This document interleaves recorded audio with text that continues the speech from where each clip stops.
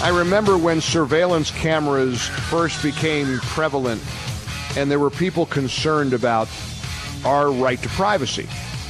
Can you go out in public and expect a reasonable amount of privacy? And I knew years ago that surveillance cameras would go a long way towards identifying criminals and helping to solve unsolved crimes. And it feels like the tide has definitely turned, and there's not as much resentment over it. It's become a way of life. You know, people understand that there's a camera practically on every corner. Smart communities install surveillance cameras to protect the public from bad guys. But what about a drone with a camera that hovers outside your bedroom window? Now, before you roll your eyes at me, listen to this TV report. I want you to hear the way this story can come a little bit out of control. Let's talk about the deep concern that some have about the emerging technology of drones. Christina Alessi says she was sitting at this table breastfeeding her 15-month-old daughter on Tuesday when she had a strange feeling. I was in a bit of a compromising position, and I felt the feeling of someone staring at me, and I looked up, and there was a robot staring at me. She said it was a drone. She snapped this photo of it. She said it hovered just a few feet from her window for about 15 seconds, flew away, then returned.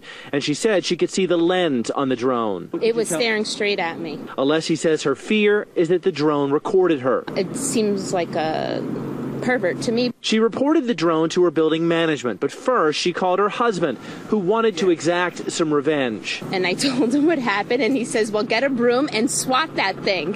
And I said, I don't know if it's going to come back, but I got the broom handy. But Alessi's privacy concerns are real, says Michelle Richardson with the American Civil Liberties Union. This is still pretty unusual. Richardson pointed to a new Florida law that will go into effect this summer as a good first step regulating drones. She said the law will impose civil penalties on drone users that capture images of unknowing people on private property where a person has a reasonable expectation of privacy. When you're talking about looking into people's homes and violating individual privacy, this is an uncharted area. Alessi hopes others hear her story and realize that no matter where you live or how high up, there might be a high-tech peeping Tom keeping tabs on you.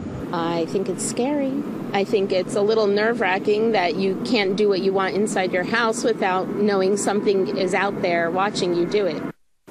You're looking at Brickell Key, where this incident occurred on Tuesday. Now, the federal government is aware of the privacy concerns regarding drones. The Commerce Department is working to establish some rules of conduct for drone users, and there's legislation pending before Congress that could limit the use of drones. That legislation, if passed, would demand that anyone with a license to fly a drone disclose whether that drone is going to gather data and how that data would be used.